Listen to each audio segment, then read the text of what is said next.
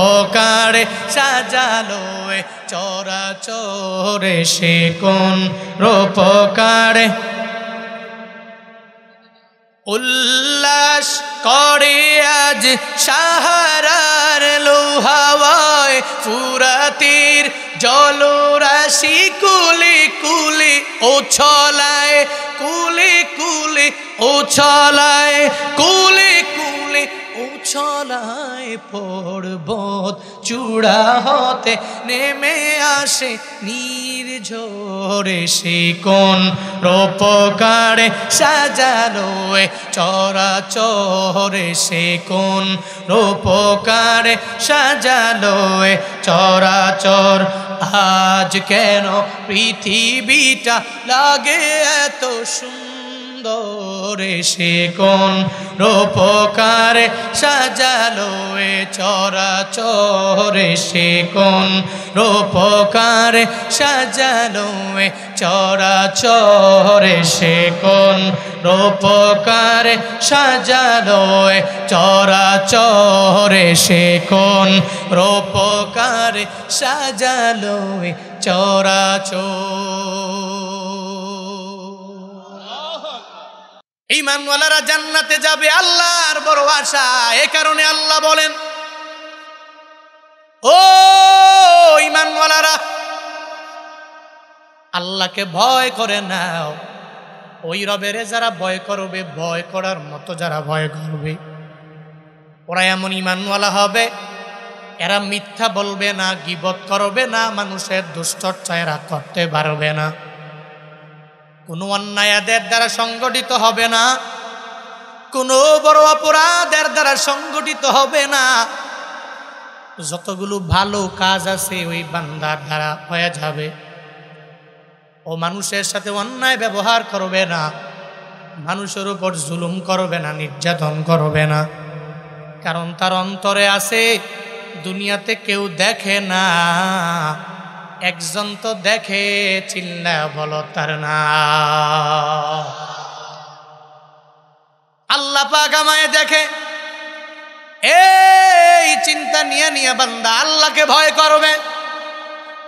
আল্লাহ পাক জানায় দেয়, এই ঈমানওয়ালারা, এক নম্বরে তুই আমি আল্লাহকে ভয় কর। ভয় করার মতো ভয় করবি। এখন যদি মনের মধ্যে অটোমেটিক বান্দার প্রশ্ন জেগে যায়, আল্লাহ পাক বারবার আল্লাহকে ভয় করার জন্য কেন আল্লাহ বলে? আল্লাহ কি ভয়ঙ্কর নাকি? আল্লাহ কেন বারবার বলে আমি আল্লাহকে ভয় করো?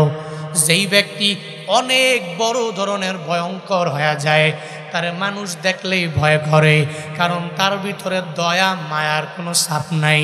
আমগো এলাকার মধ্যে মাঝে মাঝে দেখবেন সন্ত্রাস যারা, এত পরিমাণ সন্ত্রাসী চেহারা তার হয়ে যায়, ছোট্ট বাচ্চারা ওর চেহারা দেখলে অটোমেটিক চোখের পানি ফেলায় কান্না শুরু করে দেয়।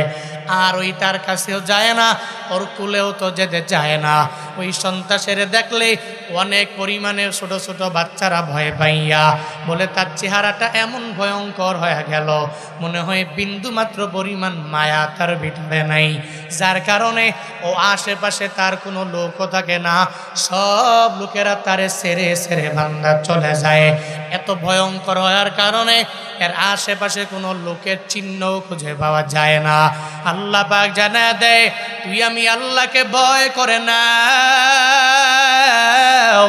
আল্লাহ কেন এই বান্দাকে বারবার বারবার বলে তুই আমি আল্লাহকে ভয় করো, ভয় করো, ভয় করো? তাহলে আল্লাহ কি ভয়ঙ্কর নাকি? বলে না না, আল্লাহ ভয়ঙ্কর না, আল্লাহ ভয়ঙ্কর না। এই ব্যাপারে মুফাসসিরিনে কেরাম দুইটা ব্যাখ্যা দিয়া দিলেন। আল্লাহ কি ভয়ঙ্কর নাকি, আল্লাহ কেন বারবার বলে ভয় করার জন্যে? এক নম্বরে ব্যাখ্যা, আল্লাহ ভয়ঙ্কর না, আল্লাহ যে জানায়া দিলেন আমি মাওলাকে তুই ভয় করে নাও, এর মানে আমি আল্লাহকে ভয় করা লাগবে না। আমি আল্লাহর কঠিন আযাবের ভয় তোর অন্তরে তুই ঢুকাও। আমি আল্লাহকে ভয় করা লাগবে না। আমি মাওলার আযাব কত বড়, যেই আযাব সহ্য করার মতো ক্ষমতা কারো নাই। আসেনি? ওই আযাব সেও সহ্য করতে পারবে না। সাধারণ দুনিয়ার আগুন যেই বান্দাগুলো সহ্য করতে পারে না, এরা কেমনে ওই মাওলার কঠিন ভয়াবহ আযাব এরা কেমনে সহ্য করবে? পারবে না। কারণ জাহান্নামের আগুন তো বান্দা দুনিয়া সাধারণ তোমার চুলার আগুনের মতো এমনটা না, এত ভয়ঙ্কর আগুন। যেই আগুনের ব্যাপারে কত স্পষ্ট হাদিসের মাধ্যমে মদিনাওয়ালা নবী জানায়া দিলেন। একটা হাদিসে ওই জাহান্নামের আগুনের বর্ণনা দিতে যাইয়া আমার নবী জানায়া দিয়েছে, ও কিদা আলান্নারি আলফা সানাতিন হাত্তা ইবিওয়াদ্দাত সুম্মা ও কিদা আলাইহা আলফা সানাতিন হাত্তা ইহমাররাত সুম্মা ও কিদা আলাইহা আলফা সানাতিন হাত্তা ইসওয়াদ্দাত ফাহিয়া সাউদা মুসলিমা। মদিনাওয়ালা নবী জানাইছে ওই জাহান্নামের আগুনটা এত পরিমাণ ভয়ঙ্কর আল্লাহ বান্দাদের জন্য আমার মাওলা বানাইলেন। ওই জাহান্নামের আগুনের আল্লাহ পাক আদেশ দিয়া দেয়, ও আমার ফিরিস্তারা যাও যাও, ওই জাহান্নামের আগুনের 1000 বছর তোমরা জ্বালায়া দাও।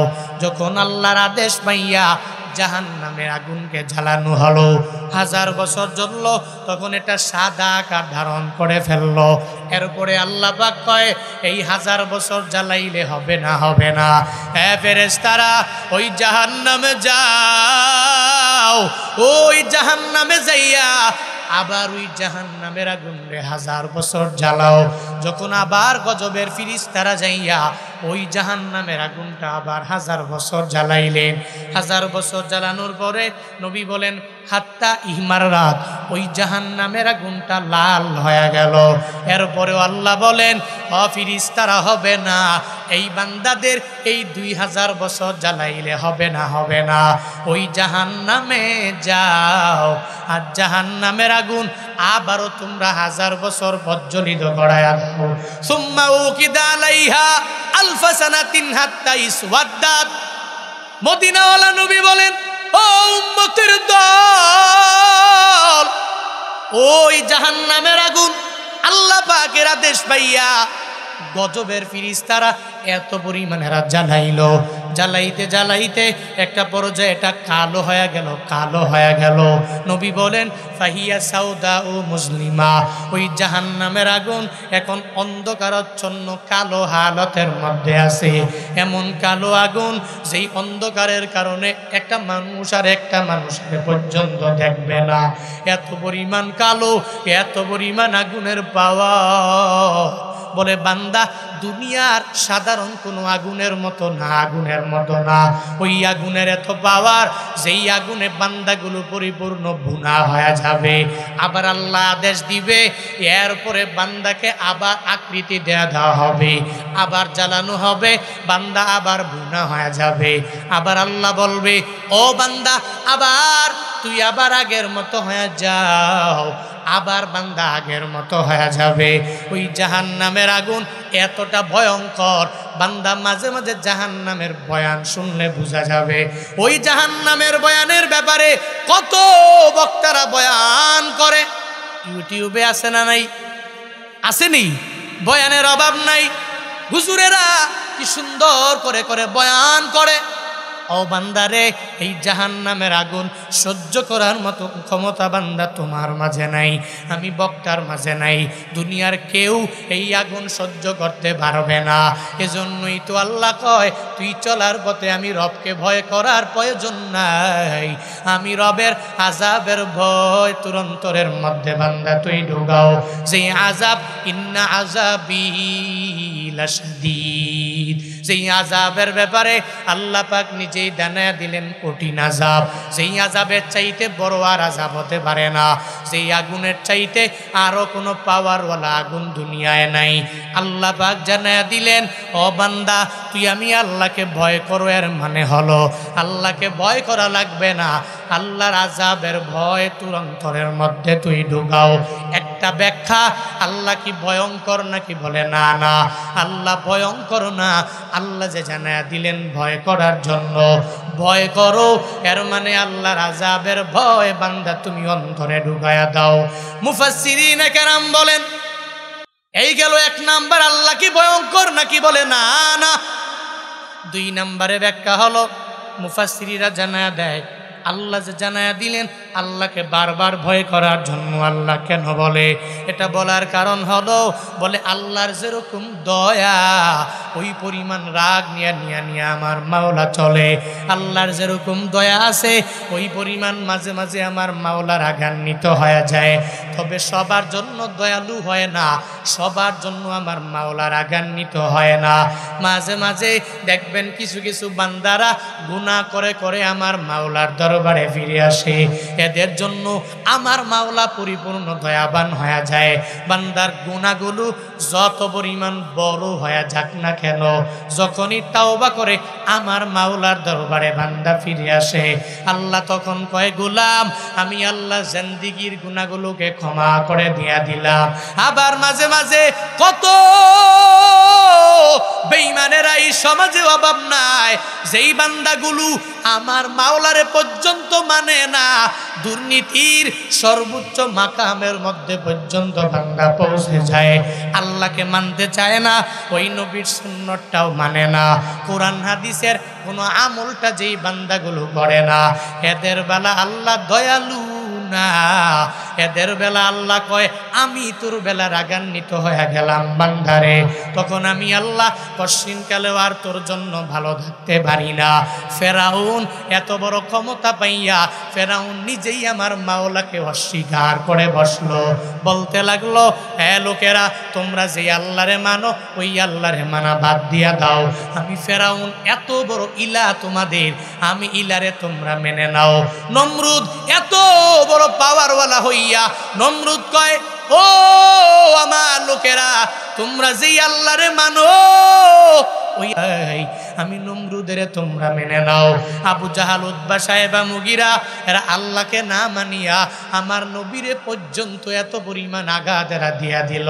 আল্লাহ কয় এদের জন্য আমি মাওলা দয়ালু হতে পারি না, ওই আসহাবে ফিলের জন্য আমি আল্লাহ দয়ালু না, এদের জন্য মাঝে মাঝে আমি আল্লাহর ভয়ঙ্কর রূপটা এদের দেখানো লাগবে, এদের স্মরণ করায়া দেই, বান্দারে আমি আল্লাহর পাওয়ার কি পরিমাণ জানো, লিল্লাহি মা ফিস সামাওয়াতি ওয়া মা ফিল আরদ ওয়া ইন তুবদু মা ফি আনফুসিকুম আও তুকফুহু ইউহাসিবকুম বিহিল্লাহ।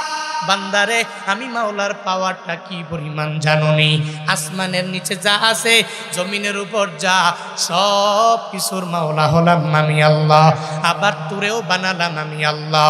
মাঝে মাঝে তুই যদি নিজের নেতা মনে করিয়া আমি আল্লাহকে পর্যন্ত যদি বাদ দিয়া দাও, তখন আমি আল্লাহ দয়া দেখাই না, আমি আল্লাহ তখন বড় রাগে রাগান্বিত হয়ে যাই।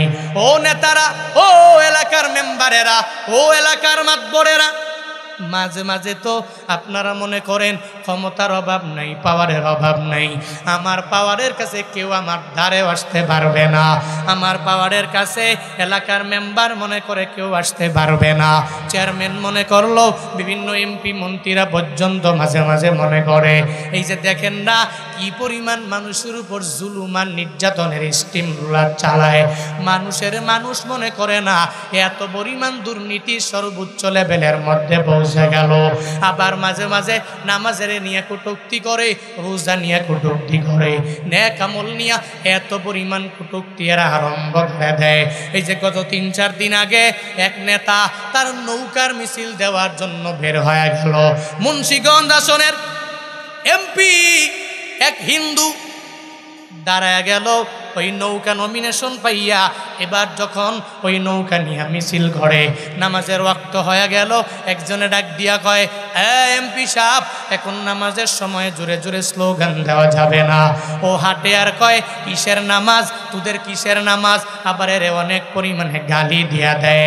ও তো মনে করে আমার পাওয়ারের অভাব নাই, এই আসনের 2বার এমপি আমি হয়ে গেলাম, আমার অনেক ক্ষমতা, এই এলাকার লোকেরা আমারে ভোট দিলে দেখ, না দিলে নাই, আমি অটো পাস হয়ে যাব, এই চিন্তা নিয়ে নিয়া নামাজরে নিয়ে এত পরিমাণ কটূক্তি করে আওয়াজ দিয়া দেয়। মুন্সিগঞ্জের মুসলমানেরা এতদিন পর্যন্ত উড়ে পড়ে ভালো জানতো, কিন্তু মনে করে নামাজ কি মুসলমান কি এগুলা দেখার বিন্দু মাত্র পরিমাণ আমার টাইম নাই। কিন্তু জানে না এ দেশের পরিচয় নামাজ দিয়া, এ দেশের পরিচয় রোজা দিয়া, এ দেশের পরিচয় নেক আমল দিয়া। এটা মুসলমানেরা অনেক কষ্ট করে করে নিজের রক্ত ঝরাইয়া এ দেশটারে স্বাধীন করে আনলো রে বান্দা। এ দেশে যদি কোনো বান্দা নামাজ নিয়ে কটূক্তি করে, রোজা নিয়ে কটূক্তি করে, টুপি নিয়ে যদি কেউ কটূক্তি করে, উলামায়ে কেরাম নিয়া বিন্দুমাত্র পরিমাণ যদি কেউ কটূক্তি করে, অন্তত পক্ষে সে মুসলমানের বন্ধু হতে পারে না, ঠিক কিনা? মুসলমানের নির্বাচন করতে পারে না, দুইবারের হতে পারে, এবার হবে না। সব মুসলমানেরা এর ব্যাপারে বয়কটের আওয়াজ দিয়া দিল। ও যাবে, কোনো অসুবিধা নাই, বাংলাদেশে কেউ কাউরে বাধা দেয় না। যে কোনো ব্যক্তি উনি স্লোগান দিতে পারবে, বিভিন্ন মতগুলো বান্দা প্রকাশ করতে পারবে, তবে নামাজের সময়ে দুনিয়ার সব কিছু বন্ধ হয়ে যাবে। হিন্দুদের দুর্গা পূজার সময়ে দেখবেন হিন্দুদের লিস্ট দেওয়া হয়, হিন্দুরা তোরা ফজরের আজানের সময় বাজাবি না, নামাজের সময়টাকে বন্ধ রাখা লাগবে, জোহরের টাইমটাতে বন্ধ রাখা লাগবে, আসরের টাইমটাতে বন্ধ রাখা লাগবে, মাগরিবের টাইমটাতে বন্ধ রাখা লাগবে, এশার টাইমটাতে বন্ধ রাখা লাগবে। কারণ মনে রাখবি, মুসলমানের নামাজের মধ্যে আঘাত দিয়া এ দেশে অন্য কোনো অনুষ্ঠান চলতে পারে না। আগে নামাজ, এরপরে অনুষ্ঠান, আগে নামাজ, আগে রোজা, আগে আমল, আগে মুসলমান, এরপরে হিন্দু, আগে মুসলমান, এরপরে খ্রিস্টান, আগে মুসলমান, এরপরে বৌদ্ধ। এরা পূজা করবে, কোনো অসুবিধা নাই, কিন্তু আমগো নামাজের টাইমে বাজাইবে কেন? নামাজের টাইমে বাজাইবে না, এরা এদের পূজা করবে, আমরাও মুসলমানের সন্তানেরা বাধা দিব না। আরও সর্বোচ্চ লেভেলের সেফটি যা দেওয়ার এদেরকে দিব, কিন্তু দুই দলের মাঝে তাদের কোনো বিপদ না হয়, কোনো কিছু সৃষ্টি না হয়। আমগো নামাজের সময় এরা যেরকম বাধা দিবে না, আমরাও গিয়া দুর্গা পূজায় বাধা দিব না। কিন্তু নেতা নিজের লিডার মনে করে, পাওয়ারফুল মনে করে, নেতা যদি মনে করে আমার ক্ষমতা অনেক বেশি, পাওয়ার অনেক বেশি, তোদের কিসের নামাজ, আগে আমার স্লোগান, এরপরে নামাজ, ওই নেতা কশ্চিনকালেও কোনো মুসলমানের বন্ধু হতে পারে না। পারে? মুসলমানের বন্ধু হবে তো আরেক মুসলমান, হিন্দু কেন বন্ধু হবে? কিন্তু আমরা তো এখন হিন্দুরই বন্ধু বানালাম, হিন্দুই আমাদের সব। এই হিন্দুরে খাওয়াইলাম, হিন্দুর সাথে একসাথে বসে প্লেটে বসে খাবার খাইলাম, এই হিন্দুরে মোহাব্বত করি, ভালোবাসি। আরে কি মোহাব্বত! কয় মাঝে মাঝে মুসলমানের দোকান থেকে আমি খরচ করি না, হিন্দুর দোকান থেকে খরচ করি, কারণ হিন্দুর আচরণ খুব ভালো। এরকম কিছু মুসলমান নিজেকে মুসলিম দাবি করে হিন্দুদের সাথে উঠা বসা, হিন্দুদের সাথে চলাফেরা, হিন্দুদের সাথে হাঁটে যাওয়া, হিন্দুদের সাথে বন্ধুত্ব সৃষ্টি করা, বন্ধন তৈরি করা, এমন কিছু মুসলিম সমাজে আছে না নাই? অথচ মুসলমানেরা, হ্যাঁ যুবকরা, স্কুলে বড়, কলেজে বড়, ভার্সিটিতে বড়, অসুবিধা নাই, সাবধান, ওখানে তোমার হিন্দু বন্ধু আছে, কিন্তু হিন্দু বন্ধু থাকলেই মুসলমান বন্ধু বাদ দিয়ে হিন্দুর সাথে চলাফেরা। বন্ধু কইছে বন্ধুর দুর্গা পূজায় যাওয়ার জন্য, দুর্গা পূজায় গিয়ে প্রসাদ খাওয়া, সাবধান, এটা কোনো মুসলিমের দ্বারা মানায় না। ইন্নামাল মুশরিকুনা নাজাসুন, যারা দুনিয়াতে শিরিক করে, এই মুশরিকরা, এরা অপবিত্র। আর এই অপবিত্র জায়গায় যে অপবিত্র প্লেট দিয়ে অপবিত্র খাবার তুমি তোমার পবিত্র পেটের মধ্যে ঢুকাইয়া আল্লাহকে বারবার ডাকো, বারবার ডাকো, এটা আসমানের নিচে থাকবে, আরশে মুআল্লা পর্যন্ত যাবে না, ঠিক কিনা? তুমি মুসলমান, তোমার গায়রত আছে, তোমার ব্যক্তিত্ব আছে, তুমি পাওয়ারফুল মানুষ, তুমি ব্যক্তিত্ব নিয়ে চলবে। তোমার এত পরিমাণ ব্যক্তিত্ব হবে যে আমি কেন হিন্দুর সাথে খাবো? হিন্দু কি কোনো সময় আমার ঈদের সময় আমার ঘরে এসে সেমাই খাইছে? এই বলেন, খাইছে? আমি যে এলাকায় বসবাস করি, আমার নিজের এলাকায় হিন্দুর অভাব নাই, অনেক হিন্দু। কই আমি আমার লাইফে আমি একটা বার দেখি নাই কোনো হিন্দু কোনো মুসলমানের ঘরে ঈদের দিনে আইসা ওই ঈদের দিনটাকে উদযাপন করেছে। কিন্তু তুমি মুসলমান, নিজেকে মুসলিম দাবি করো, কপাল পোড়া, তুই কিন্তু দুর্গা পূজায় যাইতে ভুলো না। তুই কিন্তু এদের কত শ্রী শ্রী দুর্গা এগুলায় গিয়ে গিয়ে ওই মূর্তির সামনে বৈশা যে প্রসাদ দিয়া দিল, ওই প্রসাদ তুই খাইতে ভুলো না। তুই হিন্দুর সাথে এক প্লেটে খাবার খাইতে বসো, কপাল পোড়া মুসলমান, নিজেরা মুসলিম দাবি করো, তুই কেমন মুসলমান?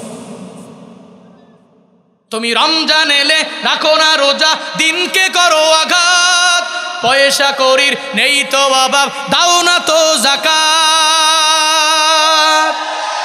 তুমি ইমানদারির বড়াই করো, নেই তোমার ইমান, ইমানদারির বড়াই করো, নেই তোমার ইমান। তুমি কেমন মুসলমান, তুমি কেমন মুসলমান, কেমন মুসলমান, তুমি কেমন মুসলমান।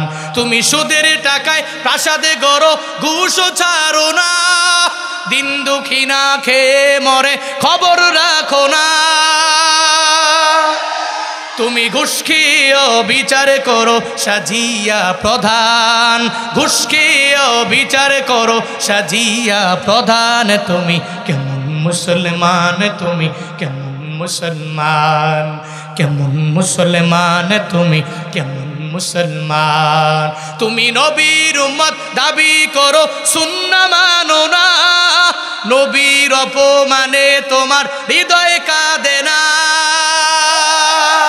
তুমি বিজাতীয় সংস্কৃতিতে সপেছো পরাণ, বিজাতীয় সংস্কৃতিতে সপেছো পরাণ। তুমি কেমন মুসলমান, তুমি কেমন মুসলমান, কেমন মুসলমান, তুমি কেমন মুসলমান। নামাজের সাথে নাই পরিচয়, মানো না কোরআন, নামাজের সাথে নাই পরিচয়, মানো না কোরআন। তুমি কেমন মুসলমান, তুমি কেমন মুসলমান, কেমন মুসলমান, তুমি কেমন মুসলমান। ঠিক কি না? মুসলমান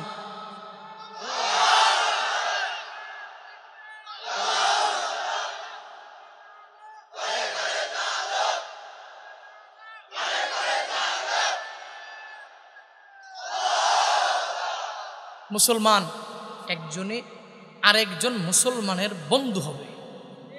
বিজাতীয় যত সংস্কৃতি আছে, এই সংস্কৃতি কোনো মুসলিম ঘরের পোলা এই সংস্কৃতি লালন তার অন্তরে করতে পারে না। কিন্তু তোমরা ওয়াজও শুনো, আবার দেখো যে মেসি কোন সময় কোন কাটিং দেয়, আবার ওইটাও করো। কি এটাও ঠিক? হ্যাঁ, এমবাপ্পে কি কাটিং দিল, এর চুলের মতো তোমরা চুল কাটো। এরপরে আর্জেন্টিনা ব্রাজিলের জের ধরে তোমরা এক ভাই আর এক ভাইয়ের উপরে আঘাত করো, এক বন্ধু আর এক বন্ধুকে ছেড়ে চলে যাও, স্বামী স্ত্রী পর্যন্ত তালাক হয়ে যায়। ঠিক কিনা? মুসলমান, মুসলমান তুমি, তোমার পরিচয়। আরে ভাই, তোমার তো ব্যক্তিত্ব আছে, তোমার ব্যাকগ্রাউন্ড একজন আল্লাহ আছে, পয়গাম্বর আছে, তোমার ব্যাকগ্রাউন্ডে তো তোমার একটা ধর্ম আছে। তুমি চলার পথে উল্টাপাল্টা চলবা, উল্টাপাল্টা চুল কাটবা। তুমি তোমার ধর্মটা কি হিন্দু ধর্মের মতো মনে করেছো? এই ধর্ম তো এমন ধর্ম, ইন্নাদ্দীনা ইনদাল্লাহিল ইসলাম, এই ধর্ম এটা আল্লাহর কর্তৃক, আল্লাহর পক্ষ থেকে মনোনীত ধর্ম। এই ধর্ম ছাড়া পৃথিবীর সব ধর্ম একটাও আল্লাহর কাছে গ্রহণযোগ্য ধর্ম। তো তুমি গ্রহণযোগ্য ধর্মের একজন অনুসারী হয়ে নিজে কেমনে উল্টাপাল্টা চলো? আল্লাহ পাক আমার যুবকদেরকে হেদায়েত দান করেন, আরো জোরে পড়েন। আল্লাহ পাক যুবক ভাইদেরকে বুঝ দান করেন। খারাপ লাগতেছে আপনাদের? এই কষ্ট পাচ্ছেন নাকি আপনারা? কাকে ভয় করব? আল্লাহকে ভয় করো। এর মানে আল্লাহকে ভয়ঙ্কর না। এক নাম্বার জবাব, আল্লাহ ভয়ঙ্কর না। আল্লাহ যে বললেন আল্লাহকে ভয় করার জন্য, এর মানে আল্লাহর আযাবকে তোমরা ভয় করো। আর দুই নাম্বার জবাব হলো, আল্লাহ পাক মাঝে মাঝে দয়া দেখায়, আবার মাঝে মাঝে আল্লাহ রাগান্বিত হয়। ওয়ার্ডের মেম্বারের দিকে বান্দা তুমি একটু তাকায়া দেখো, যেই মেম্বারটা ওয়ার্ডের অনেক বড় লিডার যখন হয়ে গেল, ওই মেম্বার মাঝে মাঝে দয়া দেখায়, মাঝে মাঝে রাগান্বিত হয়ে যায়। এলাকার মধ্যে যখন কোনো চুর চুরি করে, ওই চোরের বেলায় যদি মেম্বার কয় আমি আমার দয়ার গুণটাকে প্রয়োগ করে দিলাম, তাহলে কেমন হবে? একটা চোর না, দুইটা চোর না, একটা চোরের প্রশ্রয় দিয়ে দিলে আরো হাজারো চোর অটোমেটিক ভয় দেওয়া হয়ে যাবে। একটা ডাকাতের যদি সাইরা দাও, অটোমেটিক ডাকাতগুলো বেড়ে যাবে। এলাকার মাতবরেরা এরা দয়ার গুণ নিয়ে চলবে, আবার রাগের গুণটা নিয়েও চলা লাগবে।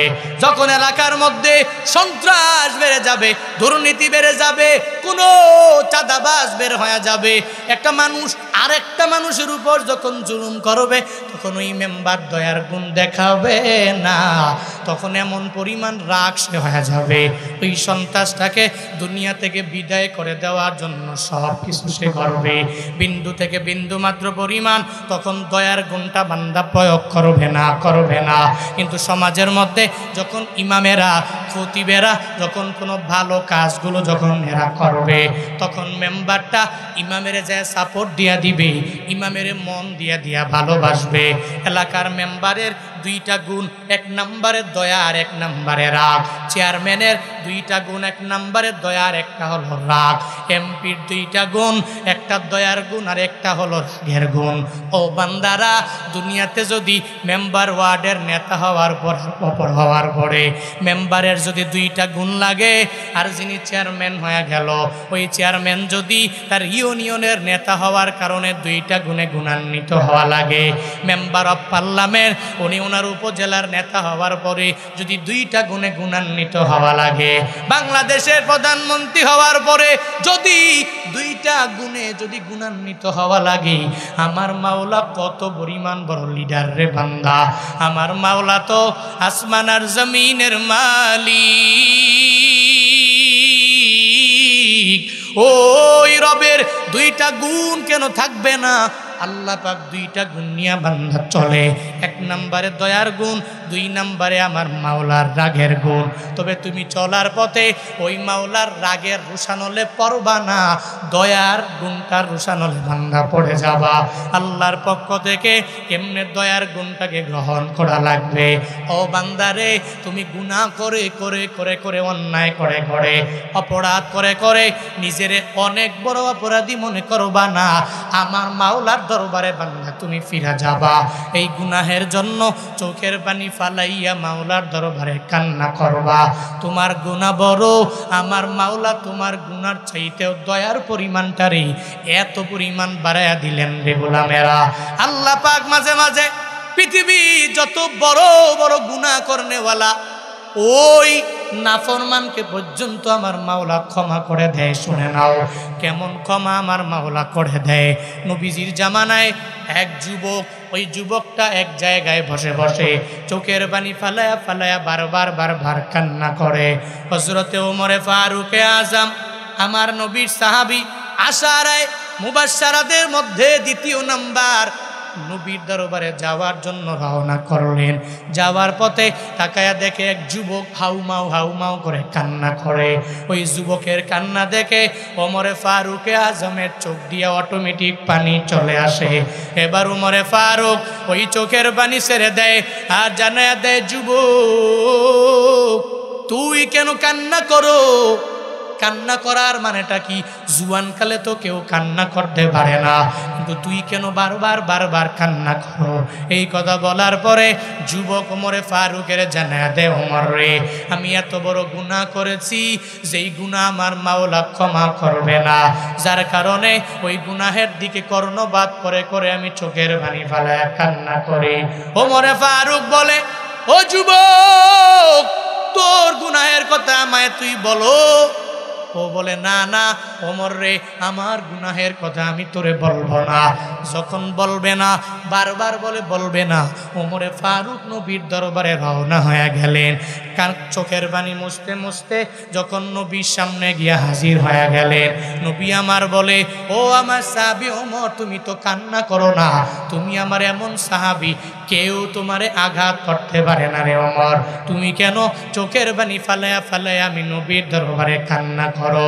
ওমরে ফারুক ডেকে বলে, ও পয়গম্বর, আপনার দরবারে আসার সময় আমি তাকায়া দেখি এক যুবক হাউমাউ করে করে কান্না করে। ওর কান্না দেখে আমি আমার নিজের কান্নাটা পর্যন্ত ধরে রাখতে পারি নাই।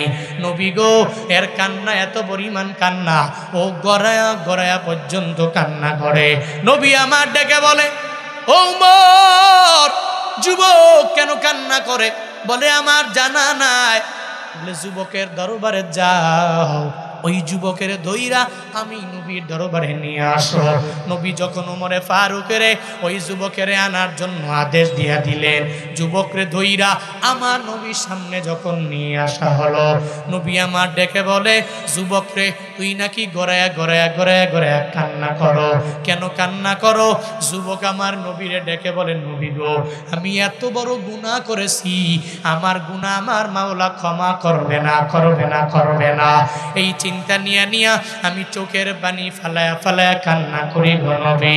নবী আমার ডেকে বলে, ও যুবক, তোর গুনাহ কি এত বড়? কি গুনাহ তুই করেছো?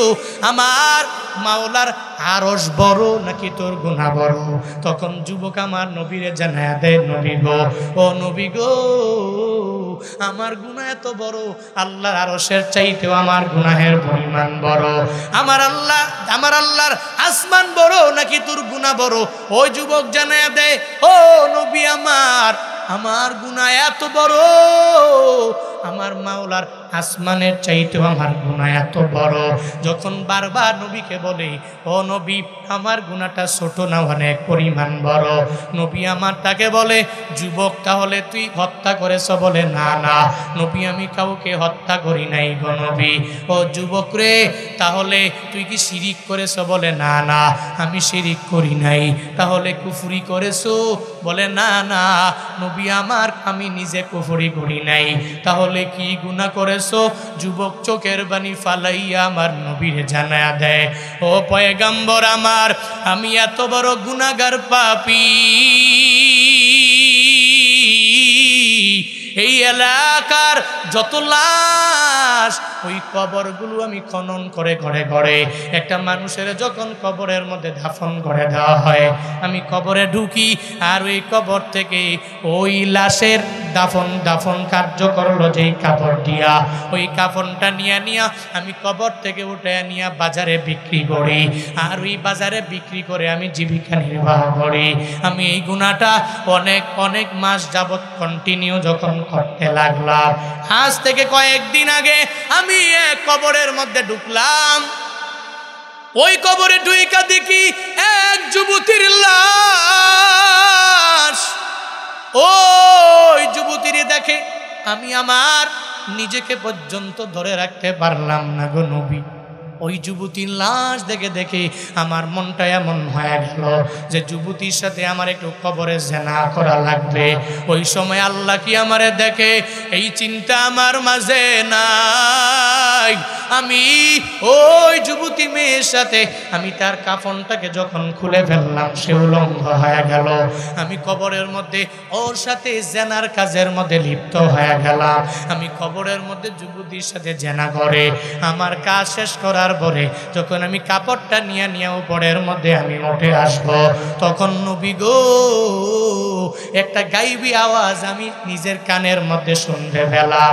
আমার মনে হলো ওই যুবতী মাইয়া আমারে ডাকে, ও যুবক, তোর ঘরে কি মা বোন নাই?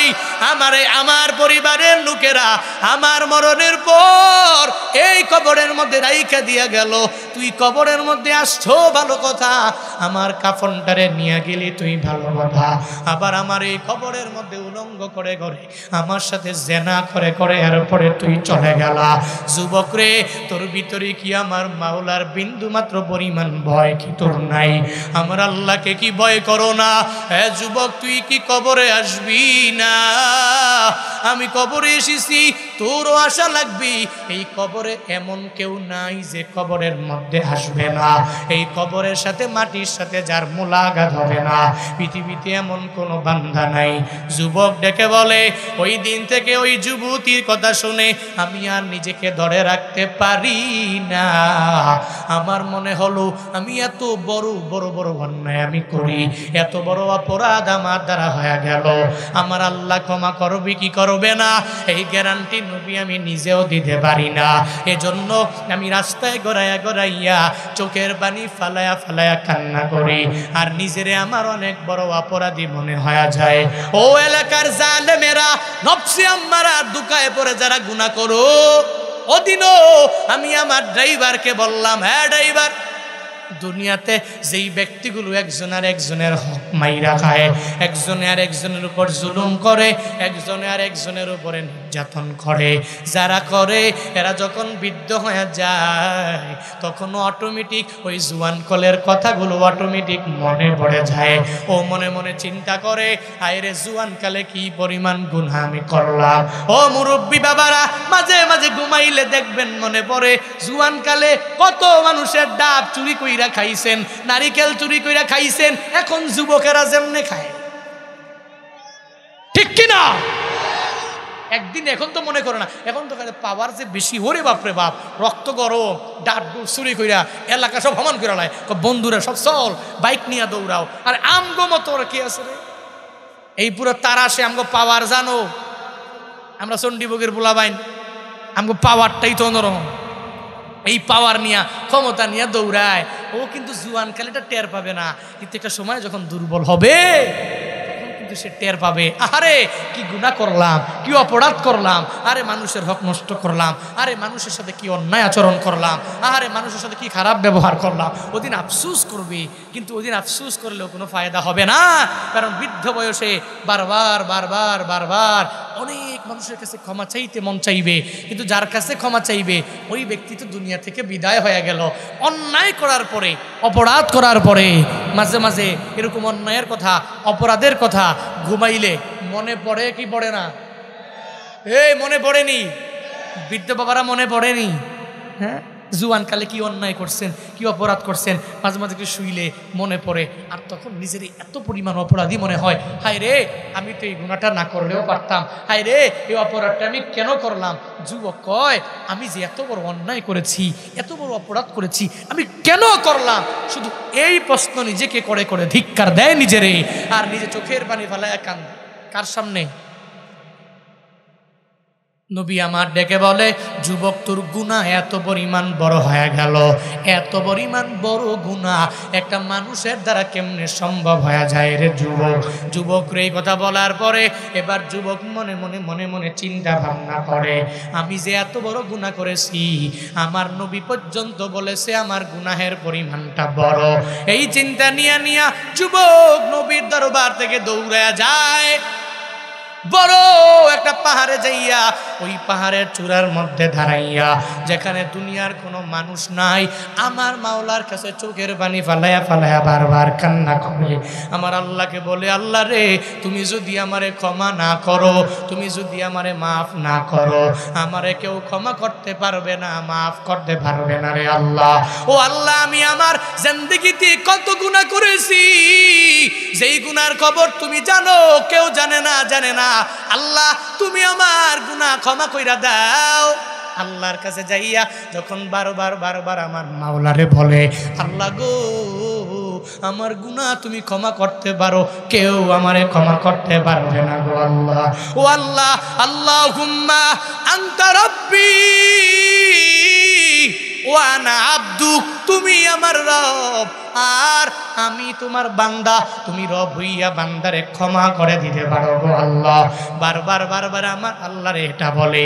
সাইয়্যিদুল ইস্তিগফার এটা আছে যে ইস্তিগফার যখনই বান্দা করবে আল্লাহ বান্দার বড় থেকে বড় গুনাহগুলোকে ক্ষমা করে দিবে।